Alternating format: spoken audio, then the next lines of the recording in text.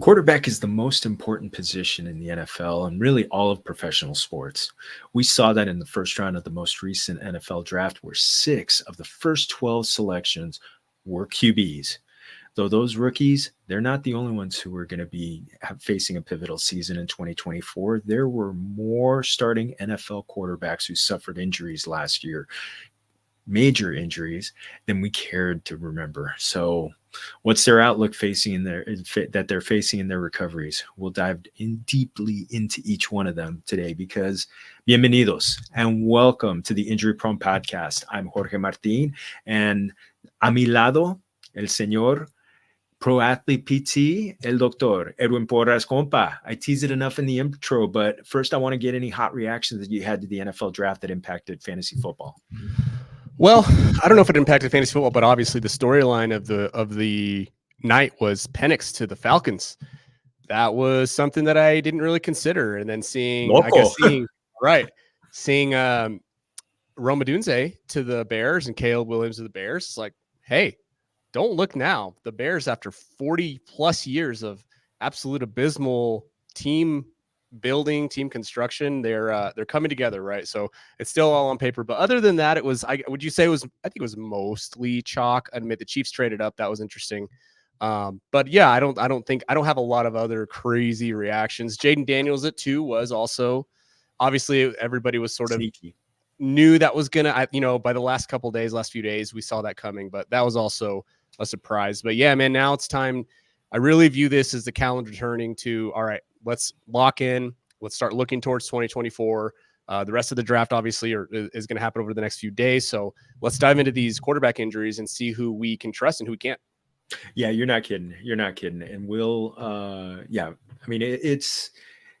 it really is that changing the calendar, where it's like, because it's so funny, so few of these guys it's 250 something guys that are going to get picked in this draft, and really maybe a dozen of them are really going to be high performing fantasy players. Hey, hopefully we get a Puka Nacua, a CJ Stroud out of this, but really it's going to be a lot of players that are returning that are going to make the biggest impact. And today we're going to talk about 5 of them, quarterbacks.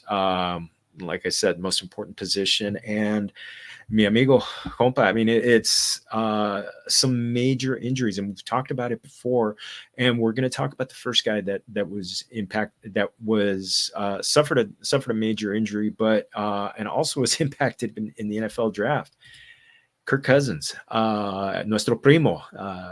So Kirk Cousins had the Achilles tear, and but then he signs a $180 million contract, which makes people think, hey, you know what? Could it be, they're feeling good about it, but then they go and draft his replacement. So had his surgery he was injured at the end of October during a 24-10 victory at Green Bay. But it's really first off, at this point in his recovery, how does he look going into training camp at the end of July, which will be about 9 months after the injury happened? Well, he was on Dancing with the Stars, so we know that Achilles is probably holding up pretty well. Here's what you worry about with this guy who's at this point, mid-30s? He is probably going to continue to have some tightness in the calf, tightness in the Achilles. It is a little bit more it's different than than Aaron Rodgers, who we'll talk about as well. This is Kirk's plant foot, right? Which is a little different than not. That's something you have to consider. There's a lot more stress going through that joint, a lot more stress going through that Achilles tendon. So is there a higher likelihood of having a secondary injury, right? Like an ACL or another Achilles? There's no data to support that. Is it possible because he's 35? He's working on rehabbing, right? His workloads have been up and down. His body's been up and down. He's getting a little bit older. It's probably going to be tougher for him to recover. Now, Kirk's been pretty tough. If you watch the Netflix doc, there's one thing that I did walk away from that is obviously what happens, but watching it is really interesting. Kirk Cousins is a tough MFer, right? And the only thing you want him, you want him to survive the season. But this is a little different than surviving a ribs injury or a shoulder injury, right? Like if that Achilles is going to hold up, we need to see it hold up the whole season, and we need to see it hold up without any further calf strains. And, the ability of him to move around in the pocket, maneuver the pocket, I know it was already limited, but definitely don't expect him to be able to scramble around or move around the way that he did when he was a little younger, right? Back in his Washington days. So overall, I think this is still, arrows up for Drake London, arrows up for Bijan, arrows up maybe for Kyle Pitts. I don't know. We'll see. We'll talk about him in a future episode. Yeah, I'm sure we will. So yeah, that's where I'm at with Kirk Cousins. And it's they say follow the money. So $180 million, that's a lot of confidence in an organization. But they just drafted his replacement, like we talked about at the beginning, and that just eso me hace cosa a little bit. They talk about the fact that the first 2 years have the most guaranteed money in it, and that apparently they can walk away from the contract after 2 years, they being the Falcons.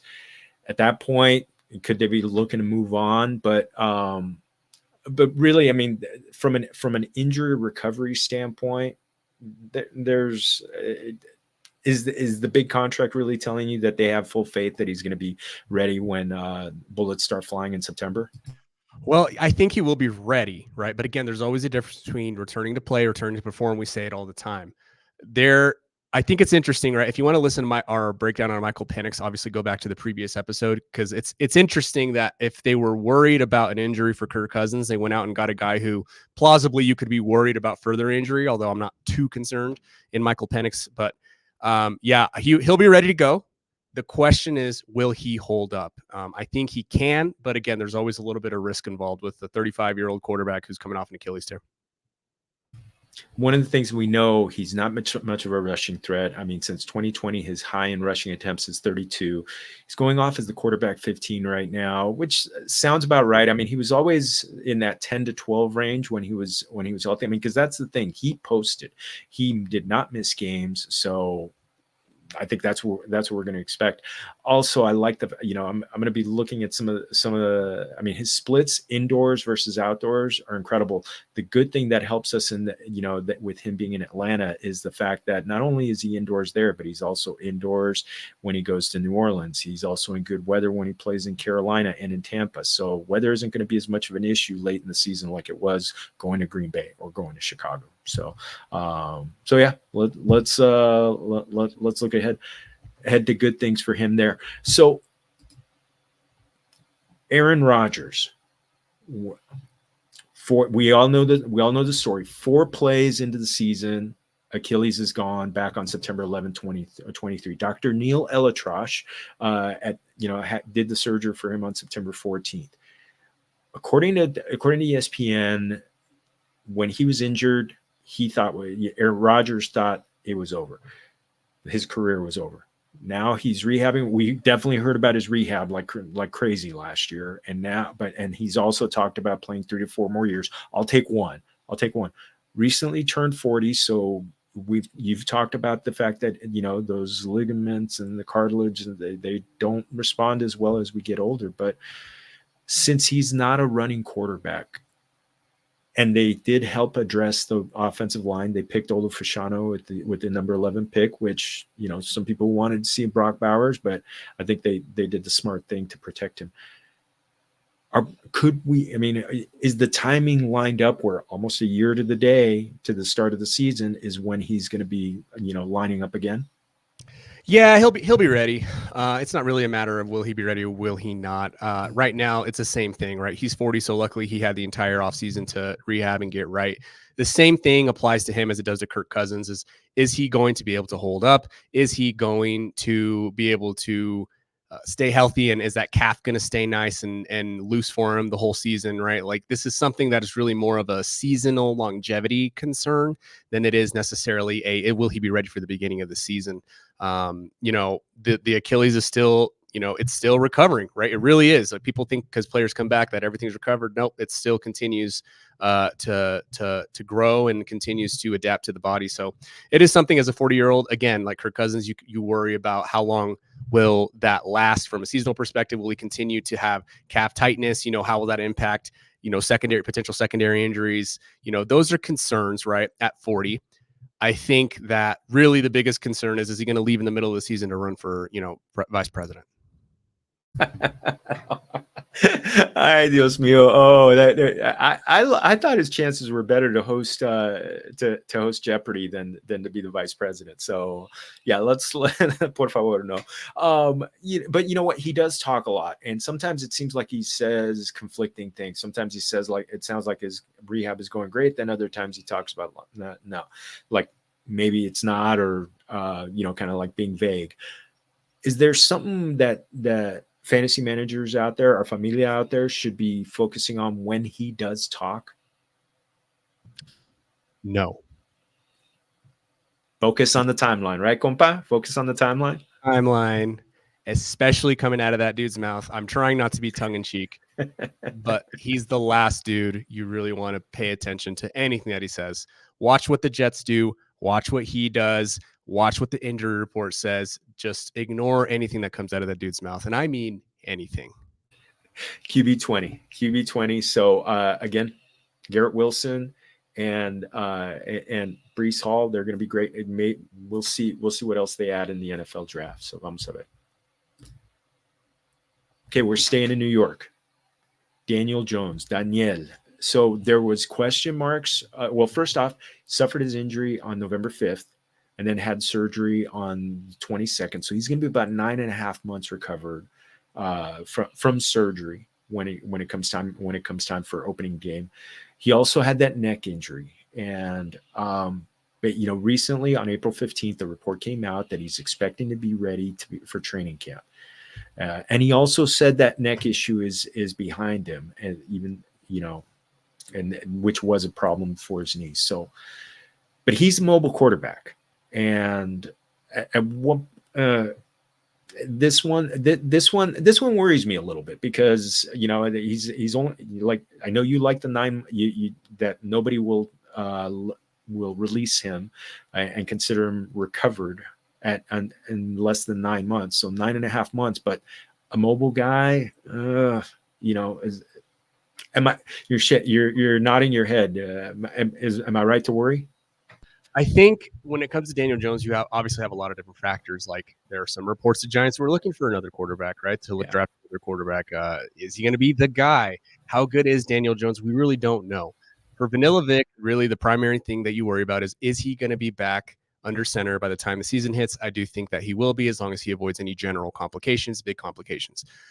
The thing about Vanilla Vic is we do see, and it's a relatively small sample with the we'll call them contemporary quarterbacks that have torn their ACL. You do see about a 20% decrease in rush attempts per game and yards per game from a rushing perspective. That's really what has kept Daniel Jones afloat as a viable fantasy starter. So you're probably going to see that go down, either because he's nervous and psychologically not ready to run more, or because the Giants have said, hey, why don't you back off the running a little bit, even though it's not that big of a risk. We still don't want you putting yourself out there to potentially taking more hits, or a combination of both of those things. And that's probably what we're going to see with him. So if his legs aren't under him completely, let's call it a 10, 15%. We'll give him the benefit of the doubt. Decrease in rushing production, or even attempts in general, right? What is he going to look like as a quarterback? And that is a primary question that I have. That offense, obviously, they just drafted Malik Neighbors, but is he going to have the ability to actually get him the ball? That remains to be seen. From a fantasy perspective, I'd rather just not. I'd rather just pass on Daniel Jones. I think that his upside is capped, and I think that his downside, his floor, is really low. I love the Malik Neighbors pick, but you know what? They're kind of like the antithesis of the Jets, who went offensive line when some people wanted to see them go, offensive weapon. Well, they still need to work on that offensive line. By the time this comes out, maybe they will have added some offensive linemen, but not premier guys. I mean, they do have Andrew Thomas there, so he's a good one. We talk a lot about injury history. Is injury history with that neck, which has been a recurring issue, could that, kind of rear its ugly head, lack of a better term? No, I'm glad you brought that up. Actually, I forgot I was going to mention that neck issue that's followed him around for a couple of years now. And I actually am a little bit more concerned for that than I am necessarily the ACL. And in combination, it just makes it even less enticing to want to select Daniel Jones and hit draft on Daniel Jones, really, in any context. Neck injuries tend to pile up and be bad. They don't get better when you're in a contact sport, and that's just the unfortunate reality. You don't want him taking a lot of sacks, but if he's not rushing out of the pocket, is he going to take more sacks? If he's, in the pocket, the numbers say yes. Usually quarterbacks who are less likely to run are injured more frequently. we can say, if we say it technically correctly, they're not injured any less frequently than quarterbacks who run. So now that he's not going to run, he's going to be in the pocket. We'll see what happens. I just, again, that injury history, the situation with the rushing, the ability for him to take on hits, that offense just generally being not good, right? Being bad. I just, again, from a fantasy perspective, I'm going to pass on probably that entire offense. I'm still going to take a chance on Malik Neighbors because really I don't feel like there's nobody in his class when it comes to, the talent level. Jalen Hyatt is the only one who can run with him. But yeah, I don't. Right now he's the QB 27. Yeah, I don't see that jumping up anytime soon, even with Brian Dable calling plays for him. So we'll see. Well, one quarterback who definitely is ranked higher than QB 27 is Jalen Hurts. And, he's right now in Fantasy Pros, he's QB 2. He had that left knee sprain that just kind of followed him for most of the season. It happened on October 22nd last year. So, he kind of gutted through about 2.5 months, including the playoffs. Also had that, right middle finger, which they called it a swan neck sprain, which I'll let you kind of, talk about that from a medical standpoint. Participated in an off-season program. He's met the media, which, they're not hiding him, which is a good thing. So, but now things are adding up. You got the knee, you've got the, finger, there was a knee injury a shoulder injury in 2022 that slowed him down, didn't slow him down in the Super Bowl though. But, is injury history starting to become an issue, or is it just because it's different body parts we're less concerned? Yeah, I think that it's just kind of bad luck for him. Really, he kind of reminds me in a way, his injuries, right? His injuries kind of remind me in a way of like early career Carson Wentz. They did seem to be random. They didn't really seem to add up. There wasn't a rhyme or reason for them. That's sort of where I stand on Justin Herbert. The swan neck deformity is when the very tip of your finger, podcast audience, I'm pointing at the backside of my finger, where that extends your finger this direction, right? Lets you extend. That tendon was essentially ruptured. That's what happened to him. Now, it does take time to heal, but it does heal. That shouldn't necessarily follow him into the season. I think the guys just had bad luck. And obviously now with the Chargers drafting an offensive lineman, they're trying to shore him up, keep him a little safer. And I know this is kind of off topic, but because I'm not too concerned about Justin Herbert in general, I'd actually like your thoughts, compadre, on, listen, I understand. Jalen Hurts. Oh, wow. Holy shit. I just went the totally wrong direction with you. So we went. Did I hear you say Justin Herbert? No, Jalen Hurts. Okay, I mean, they're close. I think I heard J. I think I heard the J, and then I don't know what happened. We can edit that out. Anyway, so in terms of Jalen Hurts is his knee. Yes, he's been banged up, right? We know that he was probably fighting through something that was a little bit more severe than we really give him credit for. He had the shoulder injury, obviously, which was something that followed him into the 2022, or followed him through the end of the 23 season. And he's just been generally banged up, right? In college, he had the tightrope. Generally speaking, that's, again, it seems like just a random combination of injuries. You saw him sort of learn to take an uncompetitive slide, right? If the play's not competitive, he started sliding a little bit more. We saw that the Eagles sort of try to protect him a little bit better, a little differently. The thing, and I know I hate bringing these kind of things up because they're so abstract in some ways, but if you go back through Jalen Hurts' entire history as a player, every single season since college, he has taken a step forward. This guy is like computer learning. He's like AI. Every time that he has it feels like the season ends, he goes back, he analyzes the data, he watches his film, he talks to his coaches and his people, and then the next year he's better. Now, obviously, this year wasn't necessarily the case for him, but his ability to bounce back, learn from his mistakes, and actually take steps forward, I think will actually help him in the long run from a health perspective too, because I have an idea, I have an inkling that was a discussion that they're going to have with him. Now, does that mean that he rushes less? I don't necessarily think so. I think that he'll continue to rush this in the same amount, but I don't necessarily think that he's going to try to take on as much contact. He'll try to slide a little bit more, maybe go a little bit more Lamar Jackson on people, stepping out of bounds and stuff like that. So the problem is with him, he's such a competitor competitor that he doesn't mind taking on contact, but that can run into an issue because, again, I've never said that rushing quarterbacks stay healthier than immobile quarterbacks. It's really their ability to slide, to stay a step ahead of the defender, to not take big hits, and that's something that we need to see out of Jalen Hurts for him to stay healthy. Yeah, I agree with you on that one. I mean, it's the sliding is so important. I think he and Lamar Jackson protect themselves really well.